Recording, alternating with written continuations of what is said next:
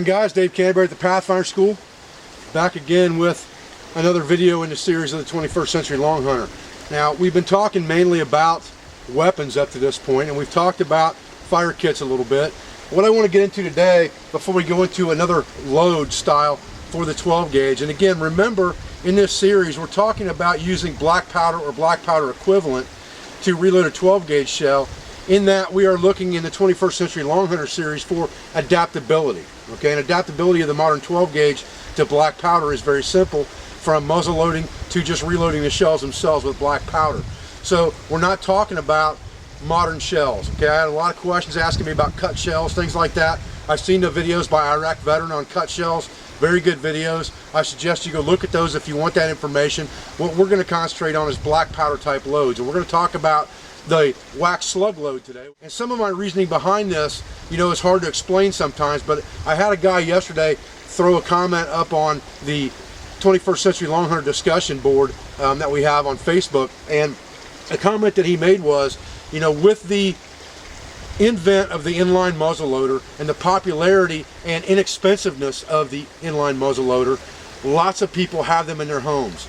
So in an advent where you had to look for components or look for ammunition, in a case of, you know, maybe there was a natural disaster and there was a lot of abandoned homes, and you were looking for ammunition so that you could hunt to feed your family, chances are not only are you going to find 12 gauge ammunition in every farmhouse, hen house, and outhouse in the country, which is why I profess the 12 gauge so heavy, but you may also find 209 shotgun primers and either black powder or Pyrodex equivalent to black powder for inline muzzleloaders, which again goes right back to the versatility of that 12 gauge.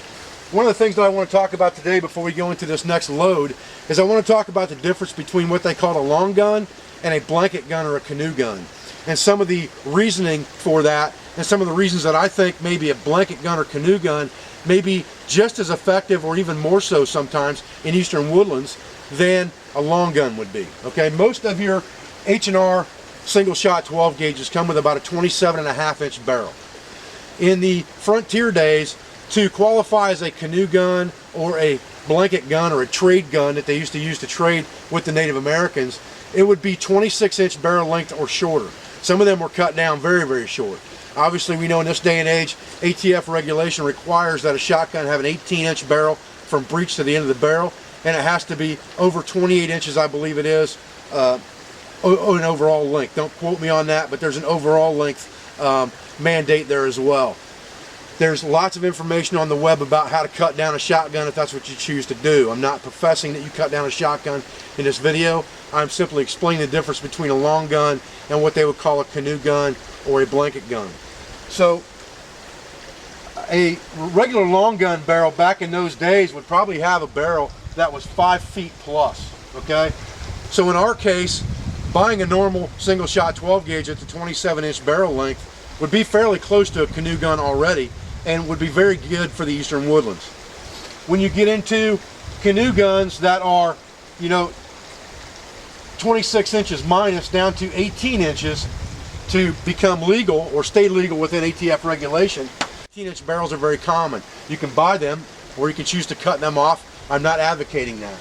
The point of the matter is, with that 18-inch barrel, or maybe up to say 21 inches, that shorter barrel is going to give you a lot of advantages in eastern woodlands, as it did in canoes, okay? And that's the reason they call them canoe guns. They didn't want those great big long barrels trying to wield them around in a canoe that might have more than one person in them.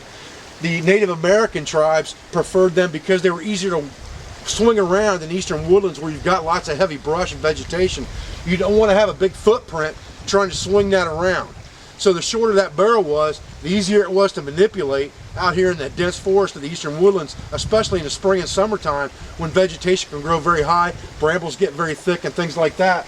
That shorter barrel allowed those Native Americans a lot more versatility and a lot more, you know, advantage for the attack or the ambush, if that's what you want to say, in that type of environment. I think that's why they chose, and they were so happy with those trade guns and canoe guns and blanket guns and things like that, was because they were so much easier to wield in a frontier environment of the eastern woodlands where everything was really thick all the time. You know, what we see now as far as thick woods isn't anything like what they had back then. You'd have to go into the Monongahela National Forest somewhere in the middle of 260,000 acres to even get a taste of what they had back then.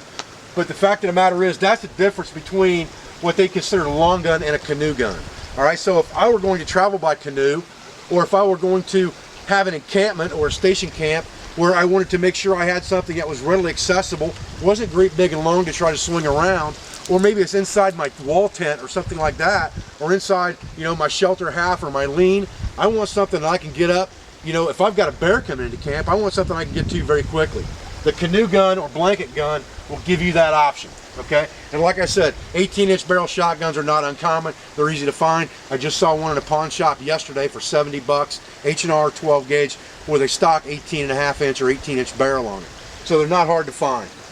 But they give you some advantages over the long gun. Now, from what I've read and the research that I've done on the internet, and I can't speak from personal experience because I've never tested the two side by side, but an 18-inch barrel and that normal 26-inch barrel, 27.5-inch barrel that comes on the New England shotgun stock for a modified choke, which is what I have, and I recommend that's all you use for modified loads. Don't mess with full chokes.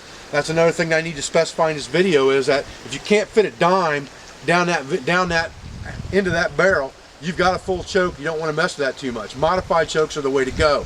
All of the 12 gauges that I have are modified choke 12 gauges. I prefer them for that reason. All right, but that 27.5-inch barrel, when you cut it down to 18 or 19 inches and you're losing that 6 or 8 inches off the barrel, or 8 or 9 inches off the barrel you'd be losing, you're not going to change the pattern of what comes out of the end of that barrel for a 10 to 15 yard shot. So if you're hunting close on small game with your 12 gauge, you're not going to lose much by having a shorter barrel. Now, once you try to reach out there, if you're trying to shoot waterfowl, or you're trying to shoot birds, you're trying to shoot squirrels up in the top of oak trees and things like that, you may want that longer barrel to get that reach. But that's a kind of a give and take situation that you have to think about and look at. So I wanted to kind of go over that with you today and give you some theories on that, you know, from my mentality. And we're going to talk about the wax slug load today, so stay with me. We're going to load one up and we're going to shoot it and see how she does. Okay, so I've loaded my shell again exactly the same way I did in the other videos. I have put my powder in, I put a patch on top of that, tamped it down real good, and I put my load of my BBs that I use, my steel BBs, in there, and I've used my Pyrodex black powder equivalent to load this shell. The only difference is now, instead of putting another wad on top of that, I'm going to melt wax into here and make these BBs one solid mass. And again, I'm going to use my lighter here because I don't have a candle, but I've used my powder measure every step of the way from the powder to the shot itself. Now I made sure I put a good thick heavy wad in there this time, because with this one I'm melting the wax directly into the BBs. I want to make sure that no wax gets down inside here at all into the powder. And I'm going to put about a 1/4 inch plug on this thing, hoping that that stuff will melt down into the BBs really good.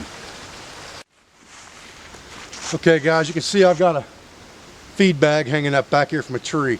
My intent with this wax slug is not to see how much damage it will do necessarily. What my intent is, I want to see is if it will stay together as a slug.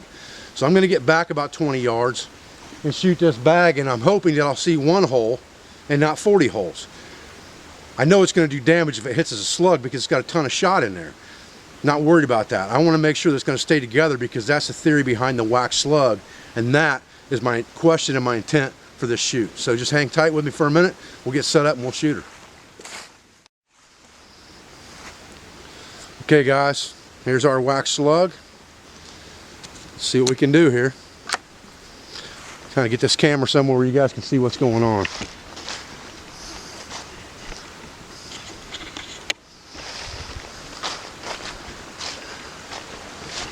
Alright, I'm going to get this camera up close and personal with this bag, and I'm going to take a walk, so stay with me.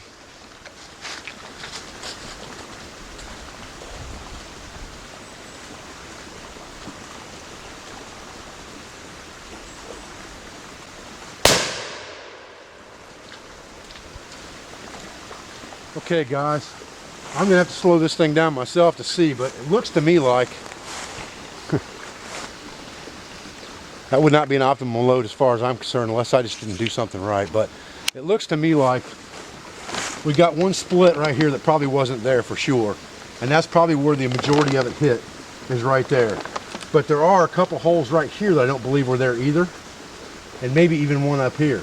So some of our shots separated in the process, and that wasn't our intent. Now, maybe I didn't, you know, mix that well enough. Maybe I didn't make sure that I put a little bit of shot in, added some wax, put a little more shot in, added some wax, and I think I'm going to go back and do that right now, and we'll try her again and see what happens. Stay with me, guys. Okay, I've got my shot here, and I'm going to put part of my shot in the bottom of the shot cup, and I'm going to hold on to the other part of my hand. And I'm going to go ahead and melt this down over the top of some of the shot that's in there now to get it all seized together real good. When I look down there and see that there's quite a bit of wax down there, I'm going to add a few more bits of shot in there.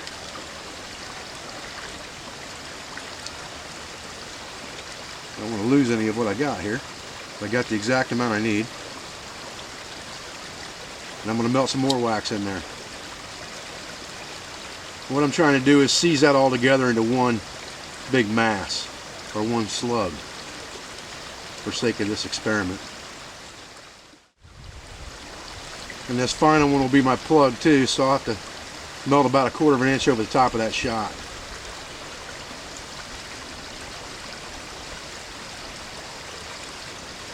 The wind don't get me here. Okay guys, here we go. Now, I've let this one dry for a good long time. Let that wax get pretty hard. Melt it into the layers. Like I said, modified choke shotgun, guys, modified choke. Don't try some of this stuff with a full choke.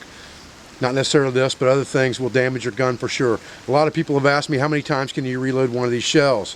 Well, this is probably the 12th or 15th time I've reloaded this one, just playing around with stuff, and it's still doing fine. Not a problem at all. A guy did mention yesterday on either on YouTube or on the discussion board for 21st Century Long Hunter that if you shoot this out of a different gun, you're not going to be able to rechamber it because there is expansion in the shell when it fires. So when it expands, it's going to expand to that barrel and that chamber. You try to put it in a different chamber, it may not work without being sized. So if you're using that shell for the same gun over and over again, it's going to last you for a good long time. All right, so we got our target back there again. Let's get the camera up close to it and see what we can see.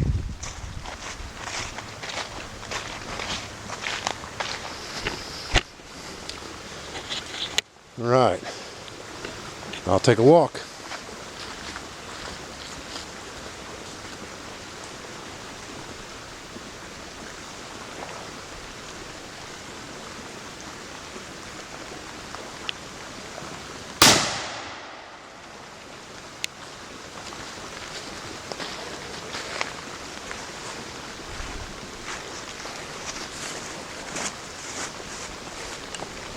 Okay guys,